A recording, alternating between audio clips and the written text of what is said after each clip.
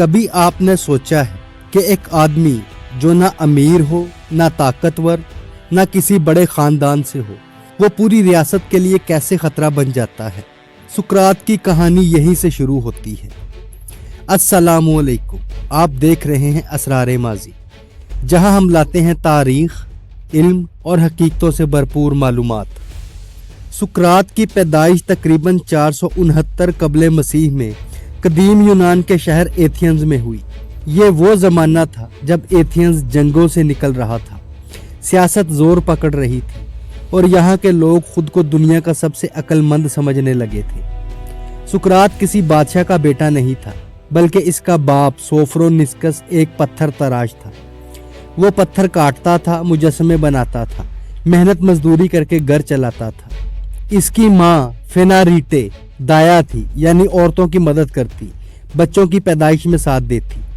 ये एक इंतहाई सादा और मेहनती घराना था। सुकरात ने बचपन से मेहनत देखी, सादगी देखी, लोगों की तकलीफ देखी। इसके घर में दौलत नहीं थी, मगर काम की इज्जत थी। यही वजह है कि सुकरात ने जिंदगी भर सादगी को नहीं छोड़ा। सुकरात का बचपन ना किसी महल में गुजरा, ना किसी खास स्कूल में। वो गलियों में खेलता, बाजारों में जाता, बाप के साथ पत्थर काटते लोगों को देखता। इसी दौरान वो लोगों को बातें करते देखता था और यहीं से इसका दिमाग काम करने लगा। सुकरात ने बहुत जल्द ये नोट किया, लोग बात बहुत एतमाद से करते हैं, मगर जब पूछा जाए क्यों तो खामोश हो जाते हैं। ये बात इसके जहन में बैठ गई। अगर पूछा जाए कि क्या सुकरात ने तालीम हासिल की, तो जवाब है हाँ, मगर आम तरीके से नहीं। इसने शायरी सुनी, सियासतदानों की बातें सुनी, उस्तादों के लेक्चर देखे, मगर वो अंधा एतबार करने की बजाय सोचने लगा। एक अहम बात जो लोग अक्सर छोड़ देते हैं, सुकरात कई जंगों में एथेंस फौज के साथ रहा। वो मुश्किल हालात में साबित कदम रहा, जख्मियों की मदद करता, पीछे नहीं हटा। ये बात साबित करती है कि वो सिर्फ बातें करने वाला नहीं था, अमली जिंदगी में भी जानता था। घर की सादगी, सोच की गहराई। चौंका वो अमीर नहीं था, ताकतवर नहीं था, इसलिए इसने ताकत का एक और रास्ता चुना, सोच। वो समझ गया था, मैं तलवार से नहीं, सवाल से लड़ूंगा। सुकरात की शादी ज़ानतिप्पी से हुई। ये शादी आसान नहीं थी, घर में तंगी थी, मगर सुकरात ने सादगी पर समझौता नहीं किया। सुकरात ने कोई स्कूल नहीं खोला, कोई क्लास नहीं ली। इसने एक जगह चुनी, एथेंस का बाजार। यहाँ ताजर आते थे, सियासतदान आते थे, उस्ताद, शायर, जज सब यहीं मिलते थे। सुकरात कहता था, अगर मुझे इंसान को समझना है तो मुझे इंसानों के बीच जाना होगा। सुकरात किसी पर हमला नहीं करता था, वो न चीखता था न बहस करता। वो बस बहुत मासूम अंदाज में पूछता था, आप ये बात कह रहे हैं, जरा समझा दे, इसका मतलब क्या है। लोग खुश हो जाते, क्योंकि इन्हें लगता कोई इनकी तारीफ कर रहा है। फर्ज करें कोई सियासतदान कहता, मैं इंसाफ जानता हूँ। सुकरात पूछता, इंसाफ क्या होता है? क्या इंसाफ सबके लिए एक जैसा होता है? अगर ताकतवर फायदा उठाए तो? अगर कानून गलत हो तो? चंद सवालों के बाद वो सियासतदान खामोश हो जाता, लोग हंसने लगते। सुकरात का असल मकसद लोगों को नीचा दिखाना नहीं था, वो बस ये कहना चाहता था, जब तक तुम ये नहीं मानोगे कि तुम सब कुछ नहीं जानते, तुम कुछ नया नहीं सीख सकते। यही इसकी सोच की बुनियाद थी। आम आदमी को ये बात कैसे समझ आती? सुकरात एक मिसाल देता था, अगर कोई बीमार हो और वो मानने से इनकार करे कि वो बीमार है, तो क्या वो ठीक हो सकता है? लोग फौरन समझ जाते। वो कहता, दिमाग की बीमारी गरूर है। नौजवानों को पहली बार लगा, हमें रट्टा नहीं लगाया जा रहा, हमें डराया नहीं जा रहा, हमसे सीधी बात हो रही है। वो सुकरात के साथ चलते, बैठते, सवाल पूछते और दूसरों से भी सवाल करवाते। यही नौजवान बाद में इसके खिलाफ सबसे बड़ा इल्जाम बने। एथेंस में कुछ लोग खुद को बहुत बड़ा उस्ताद समझते थे। सुकरात उन्हें भी नहीं छोड़ता था। वो दिखा देता था कि इनका इल्म सिर्फ लफ्जों का खेल है। ये बात उन्हें बर्दाश्त नहीं थी। ये आदमी हमें शर्मिंदा करता है। लोग आहिस्ता आहिस्ता कहने लगे, ये हमें नीचा दिखाता है, ये लोगों के सामने हमारी इज्जत खत्म करता है, ये नौजवानों को हमारे खिलाफ करता है। हालांकि सुकरात कभी किसी का नाम लेकर हमला नहीं करता था, वो बस सवाल करता था। सुकरात कहता था, غلط کام جان بوجھ کر نہیں ہوتا، لوگ غلط اس لیے کرتے ہیں کیونکہ وہ سمجھتے نہیں۔ یعنی اگر انسان کو صحیح بات سمجھا دی جائے تو وہ جان بوجھ کر برا نہیں بنے گا۔ یہ بات آج بھی بہت بڑی بات ہے۔ لوگ یہ بھی کہنے لگے یہ ہمارے خداؤں کی بات نہیں مانتا۔ حقیقت یہ تھی کہ سقراط خدا کو مانتا تھا مگر اندھی رسموں کو نہیں۔ وہ کہتا تھا سچ رسم سے بڑا ہوتا ہے۔ یہ بات مذہبی طبقے کو اور ناراض کر گئی۔ مخالفت آہستہ آہستہ سازش بنی۔ پہلے باتیں ہوئیں، پھر شکایتیں، پھر منصوبہ بندی۔ آخر کار چند طاقتور لوگوں نے یہ فیصلہ کیا اب اسے روکا جانا چاہیے۔ سقراط ابھی تک آزاد تھا، سوال کر رہا تھا، لوگوں کو سوچنے پر مجبور کر رہا تھا، مگر شہر میں ایک خاموش فیصلہ ہو چکا تھا۔ لیکن اب بات بازار کی نہیں تھی، بات عدالت تک پہنچنے والی تھی۔ وقت گزرتا گیا اور سقراط کی باتیں پورے ایتھنز میں پھیل گئی۔ بازار، گلیاں، بیٹھ کے ہر جگہ لوگ اس کے سوال کا ذکر کرنے لگے۔ کچھ لوگ اسے سچا سمجھتے تھے، کچھ اسے مذاق بناتے تھے، مگر طاقتور طبقہ اب خاموش نہیں تھا۔ ان کے لیے مسئلہ یہ نہیں تھا کہ سقراط کیا کہہ رہا ہے، مسئلہ یہ تھا کہ لوگ اس کی بات سن کیوں رہے ہیں۔ بالآخر 3 افراد آگے آئے اور سقراط پر باقاعدہ الزام لگایا۔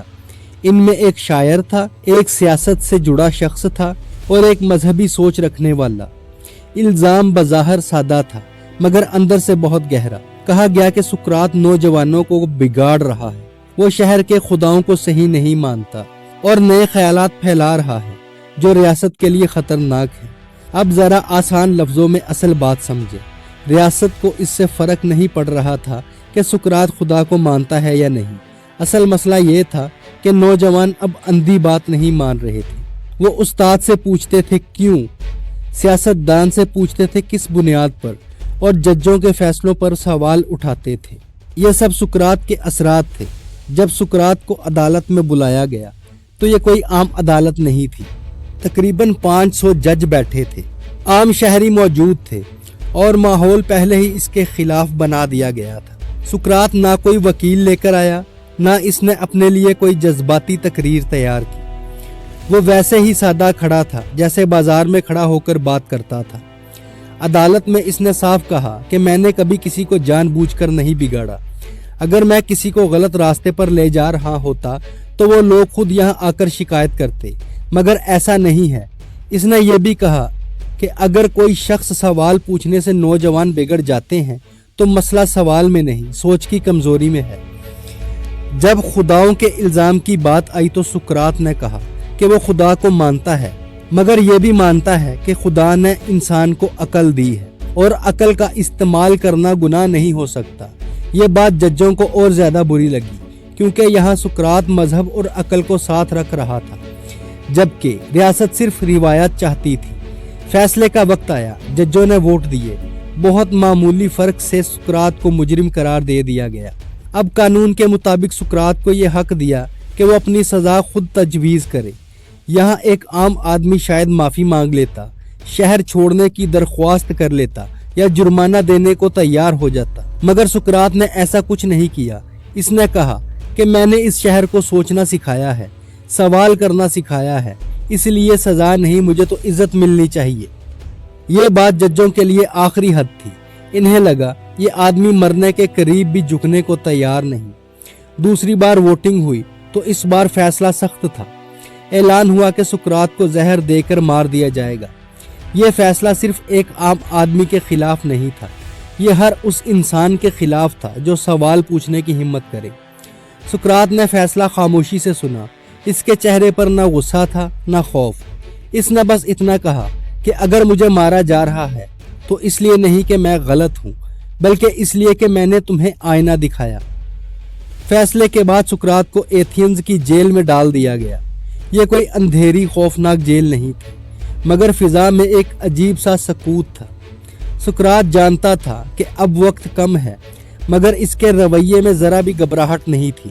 وہ ویسا ہی تھا جیسا ہمیشہ رہا، سوال کرنے والا، سوچنے والا اور دوسروں کو سوچنے پر مجبور کرنے والا۔ سقراط کے شاگرد روز اس سے ملنے آتے، ان میں سب سے مشہور افلاطون بھی تھا۔ شاگرد رو رہے تھے، غصے میں تھے۔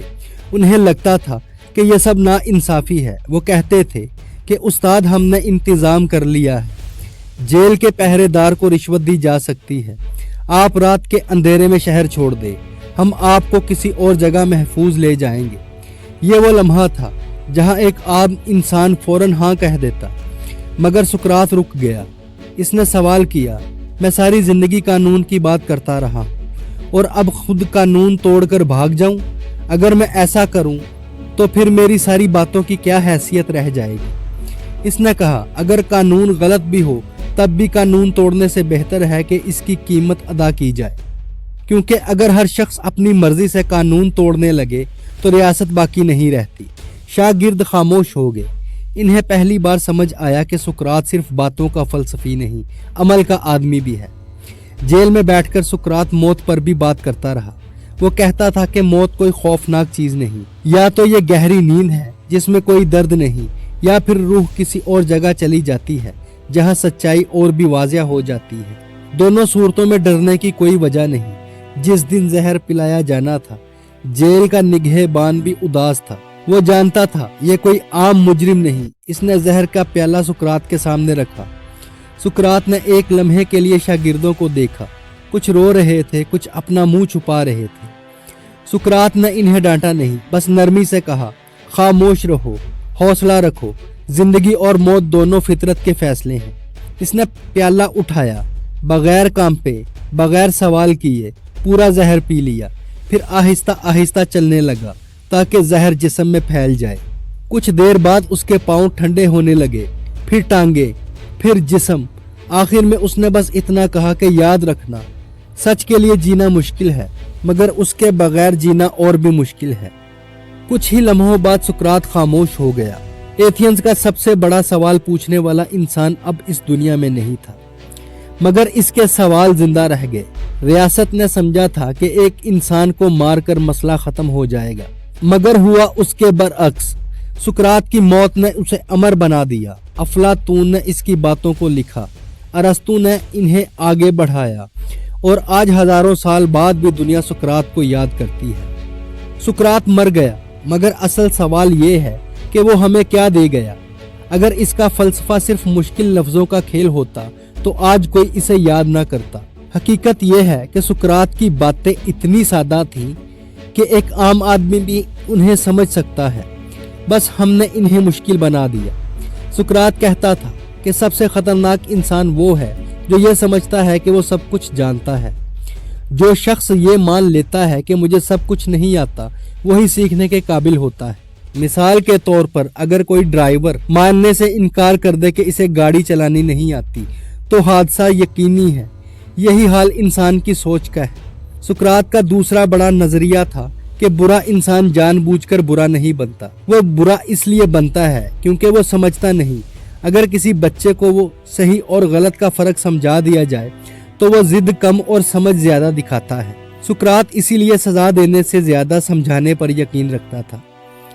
वो कहता था कि सवाल करना बदतमीजी नहीं बल्कि जहानत की इलामत है। अगर कोई उस्ताद सवाल से डर जाए, सियासतदान सवाल से घबरा जाए या मजहब सवाल से टूट जाए तो मसला सवाल में नहीं कमजोरी में है। यही सोच उसे रियासत के लिए खतरा बना गई। सुकरात ने हमें यह भी सिखाया कि कानून की इज्जत जरूरी है मगर अंधी अतात नहीं। अगर कानून गलत हो तो उस पर सवाल करो, मगर तशद्दुद और नफरत से नहीं बल्कि दलील और इखलाक से। इसलिए इसने भागने की बजाय जहर पीना कबूल किया ताकि इसकी बातों में तजाद ना रहे। आज की दुनिया में अगर सुकरात जिंदा होता तो शायद वो जेल में होता, शायद सोशल मीडिया पर ब्लॉक होता, या शायद इसे खामोश कर दिया जाता, मगर इसके सवाल फिर भी जिंदा रहते क्योंकि सवाल को मारा नहीं जा सकता। यही वजह है कि सुकरात किसी किताब का मुसन्निफ नहीं था, फिर भी वो दुनिया के सबसे बड़े फलसफियों में शुमार होता है। इसके शागिर्दों ने इसकी बातें लिखी, मगर असल किताब वो इंसान थे जिन्होंने इससे सीखा। सुकरात हमें ये नहीं सिखाता कि क्या सोचना है, वो ये सिखाता है कि सोचना कैसे है। वो हमें ये नहीं कहता कि सच क्या है, वो हमें सच तलाश करने की हिम्मत देता है। अगर आपको लगता है कि सवाल पूछना जुर्म नहीं होना चाहिए, और अगर आप समझते हैं कि सच बोलने की कीमत अदा करनी पड़ती है, اور اگر آپ تاریخ کے ان کرداروں میں دلچسپی رکھتے ہیں جنہوں نے مر کر بھی دنیا کو بدل دیا تو اس ویڈیو کو لائک کریں، چینل کو سبسکرائب کریں اور کومنٹس میں بتائیں کہ آپ اگلی ڈاکیومنٹری کس تاریخی شخصیت پر دیکھنا چاہتے ہیں۔ ملتے ہیں اگلی کسی ویڈیو میں، تب تک کے لیے اللہ حافظ۔